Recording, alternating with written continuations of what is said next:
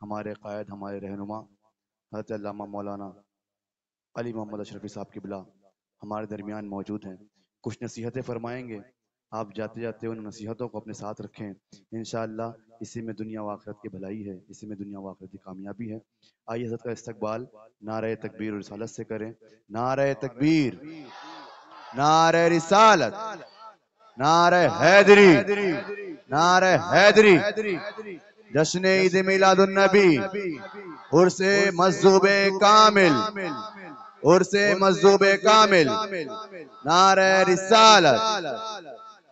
السلام علیکم ورحمۃ اللہ وبرکاتہ۔ نحمدہ ونصلی علی رسولہ الکریم، اما بعد، فقد قال اللہ تعالی فی القرآن المجید والفرقان الحمید، فاعوذ باللہ من الشیطان الرجیم وبرکت بسم اللہ الرحمن الرحیم۔ کما ارسلنا فیکم رسولا منکم یتلو علیکم آیاتنا ویزکیکم ویعلمکم الکتاب والحکمہ ویعلمکم ما لم تکونوا تعلمون۔ صدق اللہ مولانا العظیم وبلغنا رسولہ النبی الأمی الکریم ونحن علی ذلک لمن الشاہدین والشاکرین والحمد للہ رب العالمین۔ او کما قال، بسم اللہ الرحمن الرحیم، ان اللہ و ملائکتہ یصلون علی النبی یا ایھا الذین آمنوا صلوا علیہ وسلموا تسلیما۔ ذرا بلند آواز سے اللہم صل علی سیدنا و شفیعنا و مولانا محمد مختلف الملوان و تعقب الاسران وقر الجدیدان واستقل الفرقدان وبلغ روح ارواح اہل بیت من التحید وسلام علیہ وسلم کثیرا کثیرا۔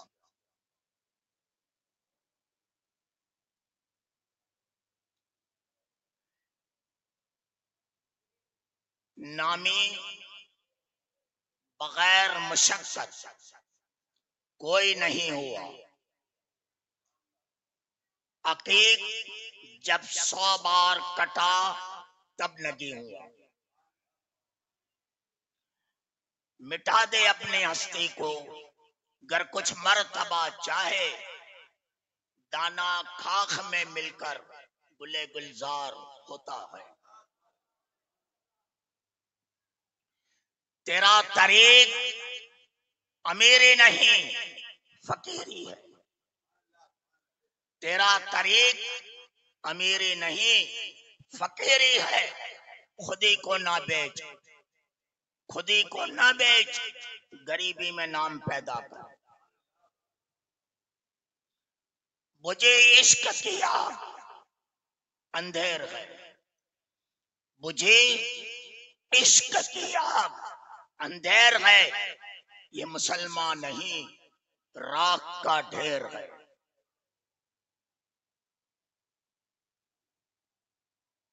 ابھی مجھ سے پیشتر نعت منقبتوں کا دور تھا، محفل گرم تھی، اور ہمارے عادل اشرفی جن کو اللہ نے وہ عطا کی ہے، وہ تو اگر یہ گلوکاری نہیں، اگر وہ جنگل میں ہی مائی پکڑ کے کھڑے ہو جائے تو میرا تو ایمان ہے کہ جنگل کے پرندے بھی اپنی اپنی زبان میں بولنا شروع کرے گے۔ یہ ہے اشرف کا کرم اتنا ٹوٹ کر کے ہے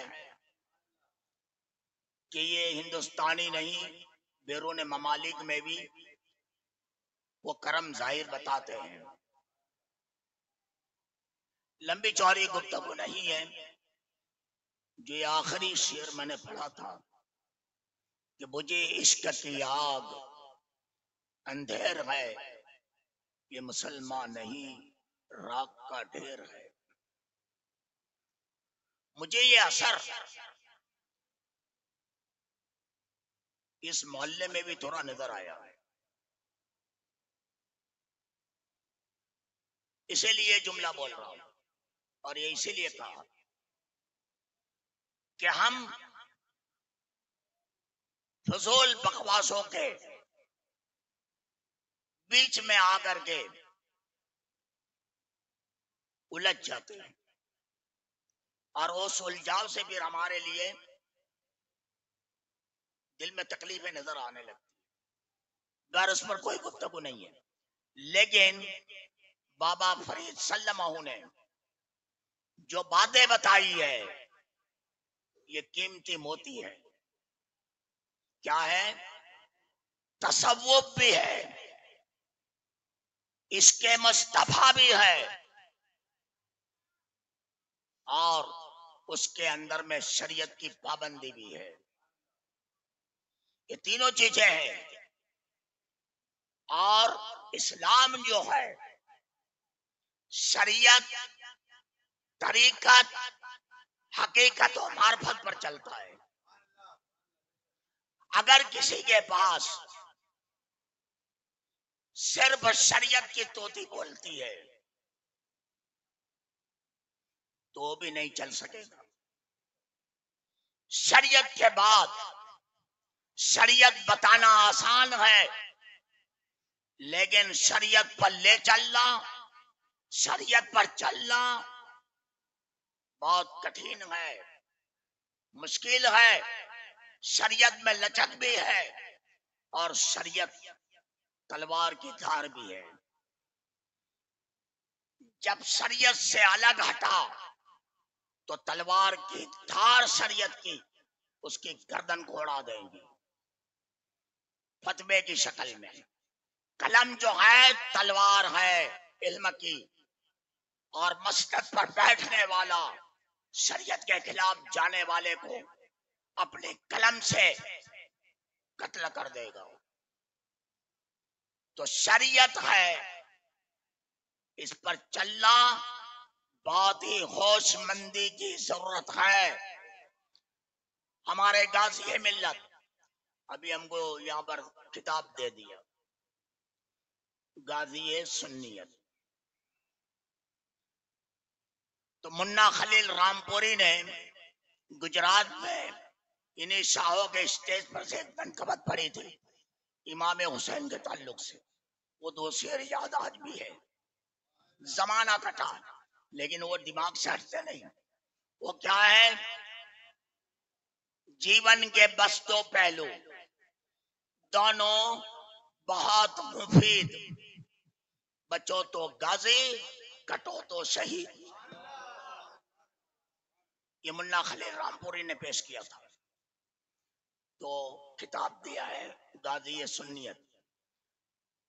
لیکن ہمارے بیچ غازی ملت برقرار ہے، اسی ملت کے غازی میں غازی سنیت بھی لپیٹے ہوئے ہیں۔ غازی سنیت اسے غازی ملت کی چادر میں لپیٹے ہوئے ہیں۔ کوئی بھی القاب ہو، فقیر ببانگ دہر بولتا ہے کہ اگر غازی، اگر کسی کو بولا جاتا ہے تو کیسا بھی غازی لقب دے، لیکن غازی ملت کی چٹائی میں لپیٹا ہوا ہے، وہ غازی ملت ہے۔ غازی سنیت، اب کل کوئی گائے گا غازی قادریت، کل کوئی گائے گا غازی چشتیت، کل کوئی کہے گا غازی شہرورد، تو یہ الگ الگ ہو جائے گا۔ لیکن غازی ملت ایک آخری کتاب ہے جس میں تمام سلاسل کے غازی، تمام دنیا کے غازی، چاہے کسی بھی میدان میں کام کیا ہو، وہ سب غازی ملت کی چٹائی پر ہے۔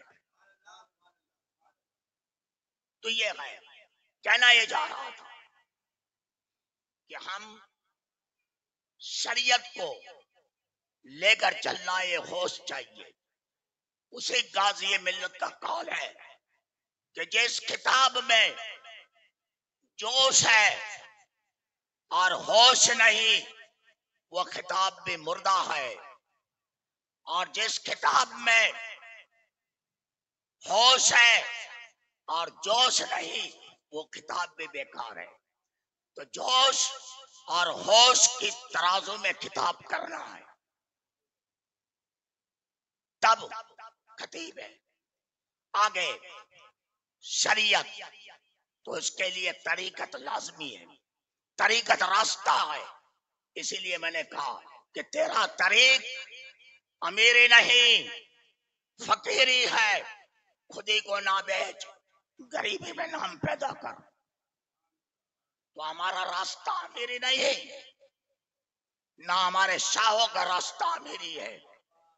تاریخ اٹھا کر دیکھیں، جس کی مثال مخدوم سید اشرف جہانگیر سمنانی ہے. وہ وقت کا شہنشاہ بادشاہ تھا، امیر وقت تھا، لیکن نہ شہنشاہیت نہ امیری کو اختیار کیا، دنیا کی خاکریزی کو اختیار کیا اور مست پلنگ بن کر کے دنیا کی سیر کرتا رہا. سلطنت کو ترک کر دیا اور اسے بھٹکتی ہوئی زندگی میں ایک نام پیدا کر دیا. یہ ہے مخدوم شرف. تو شریعت طریقت ضروری ہے اور طریقت کے بعد حقیقت کو سمجھنا بھی لازمی ہے. اگر شریعت ہے، طریقت ہے اور حقیقت نہیں سمجھا ہے تو ہماری زندگی ادھوری ہے. حقیقت سمجھنے کی کوشش کرو، حقیقت کا آئینہ سمجھو، اور اس کے بعد حقیقت کے بعد زندگی معرفت کی ہے. اگر جو کوئی معرفت کی طرف راغب نہیں تو شریعت بھی باجو پر ہے، طریقت بھی باجو پر ہے، حقیقت بھی باجو پر ہے، وہ زندگی ادھوری ہے.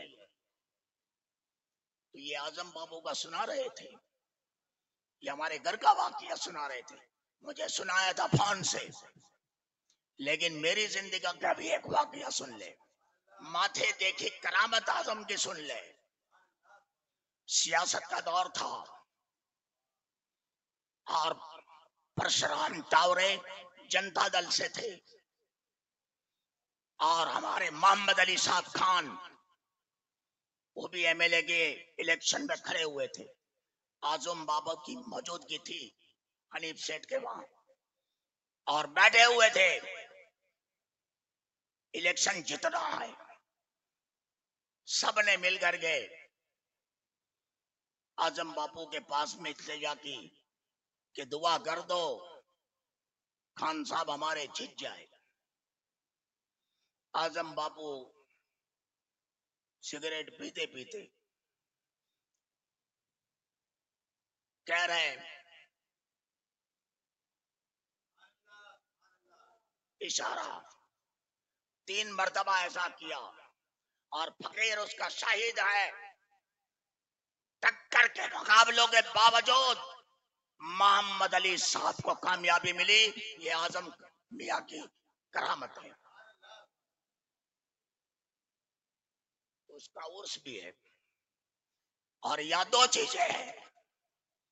ایک جشن میلاد ہے، آقا کی ولادت کے چرچے ہیں، دھون ہے، گنگناہٹ ہے، محفل رنگین ہے، کم کمے جھنڈے جھنڈیوں کا دور ہے، اپنے آقا کے گیت گا رہے ہیں.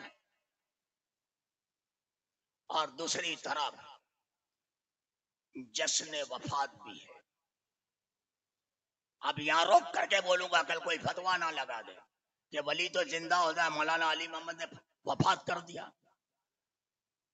تو بظاہری طور پر کلو نفس ذائقۃ الموت کے تحت جو فرمان خدا بندی ہے اس فرمان کے مطابق اعظم میاں فوت ہوئے ہیں.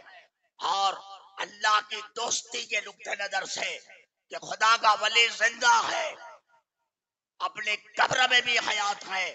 قرآن کہتا ہے انہیں کوئی دنیا کا خواب نہیں، کوئی آخرت کا خواب نہیں. اس نقطہ نظر سے اعظم میاں اپنے قبر انور میں بھی زندہ ہے.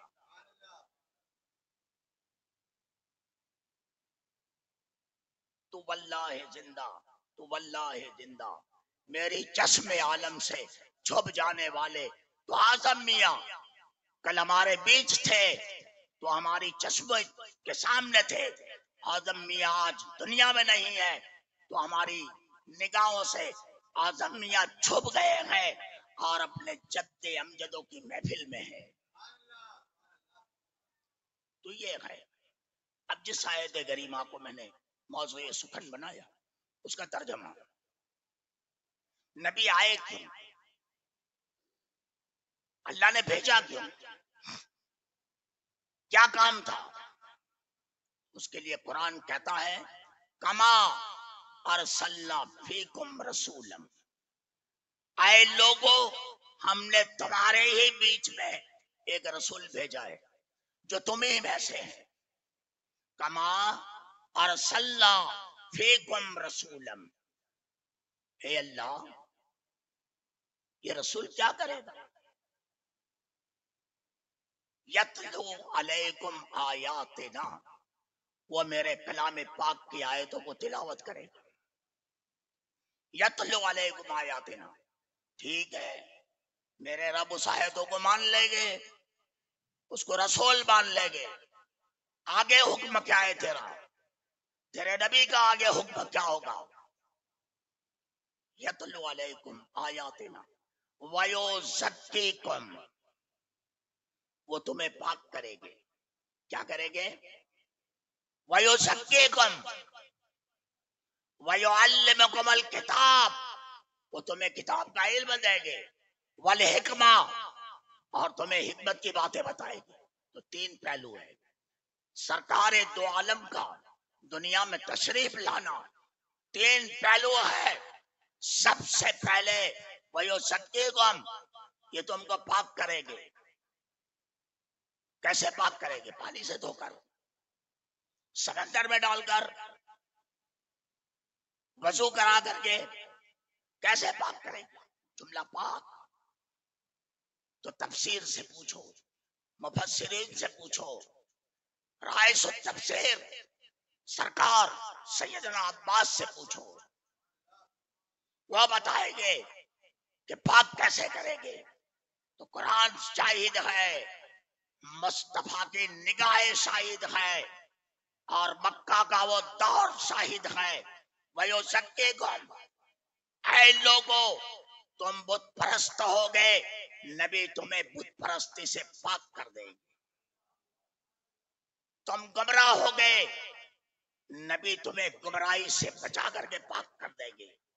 تم مشرک ہو گئے، نبی تمہیں شرک سے بچا کر کے ایک خدا کی پرستی پر لا کر کے کھڑا کرے گے، وہ پاک کر دے گے. 360 کے سامنے تم پیشانی جھکاؤ گے، میرا نبی تم کو 313 سے ہٹا کر کے ایک خدا کی تسبیح پڑھنے کے پر مجبور کر دے گا، وہ تمہیں پاک کرے گا. تمہاری تمام بد پھیلیاں، بے حیائیاں، تمہاری بد سلوکیاں، تمہاری بد اخلاقیاں، تمہاری بدعمالیاں، تمہاری بدتمیزیاں، تمہاری جہالت، ان تمام کو وَيُزَكِّيكُمْ کا جملہ اشارہ دیتا ہے کہ نبی نے ان تمام چیزوں سے ہم کو پاک کروا دی. وَيُزَكِّيكُمْ وَيُعَلِّمُكُمُ الْكِتَابَ، وہ تمہیں کتاب کا علم دے گا. کوئی جانتا تھا قرآن کو؟ قرآن ہے کسی کو معلوم تھا؟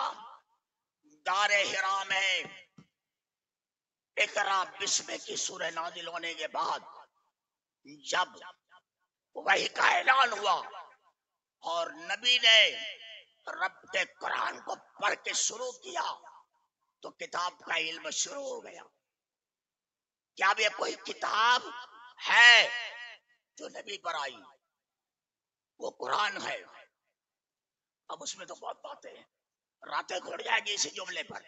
الحمدللہ میرے پیر و مرشد الحاج شاہ سید محمد مختار اشرف جیلانی رضی اللہ تعالیٰ عنہ کی عطا ہے، ان کے نگاہوں کا کرم ہے.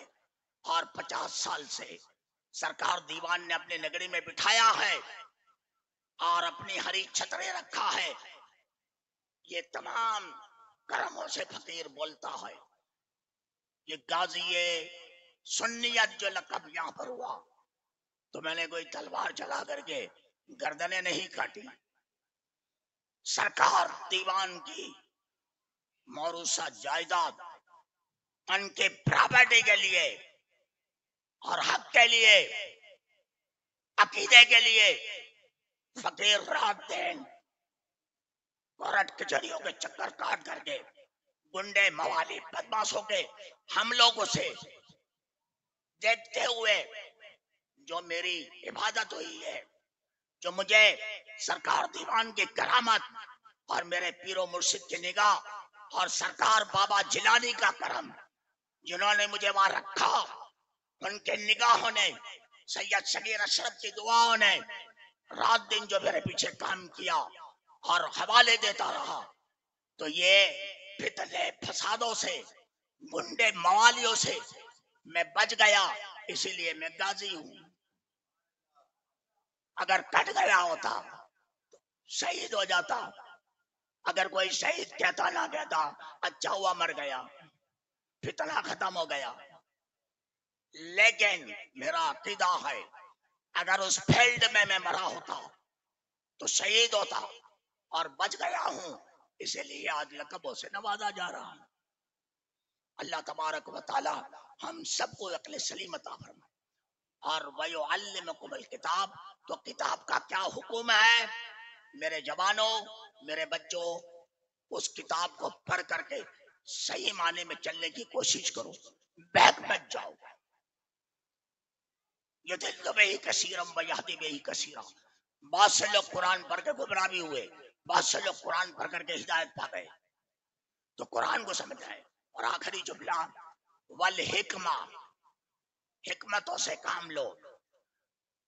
اگر فساد پھیلتا ہے کہیں پر آل پھول باتوں سے، تو اس آل پھول باتوں کے فساد کو کنٹرول کرنے کی حکمت سیکھو۔ کیا سیکھو؟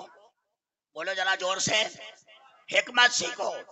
نہ کہ اس فساد کے اندر میں ہم اپنی زبان کا پیٹرول ڈال دیں اور ہم بھی لوگوں کو ایسے فساد کے راستے لے جائے، تو یہ حکمت نہیں۔ حکمت عاملہ سے، حکمت کی تدبیر سے اس چیز کو بچانا، یہ ہمارا کام ہے۔ اسی لیے قرآن نے کہا ہے کما ارسلنا فیکم رسولا منکم یتلو علیکم آیاتنا ویزکیکم ویعلمکم الکتاب ویعلمکم ما لم تکونوا تعلمون۔ جو ہم نہیں جانتے تھے وہ نبی نے ہم کو بتایا ہے، اس پر عمل کرنا ہمارا کام ہے۔ اللہ اس محفل کو ضیا بخشے، اس محفل کو روشنی عطا کرے، اس محفل کو تقویت عطا کرے، اور جو بھی من میں خیالات میں غلط باتیں ہمارے پیوست ہو، اللہ تعالیٰ ان غلط باتوں سے ہم کو توبہ کی توفیق عطا فرمائے۔ واخر دعوانا ان الحمدللہ رب العالمین وما علینا الا البلاغ۔ استغفر اللہ ربی، پڑھیے ذرا زور سے، استغفر اللہ ربی من کل ذنب واتوب الیہ۔ استغفر اللہ ربی من کل ذنب واتوب الیہ۔ اے اللہ مجھے بھی اور اہل محفل کو بھی توبہ کی توفیق نصیب فرما۔ شکریہ۔ اعوذ باللہ من الشیطان الرجیم، بسم اللہ الرحمن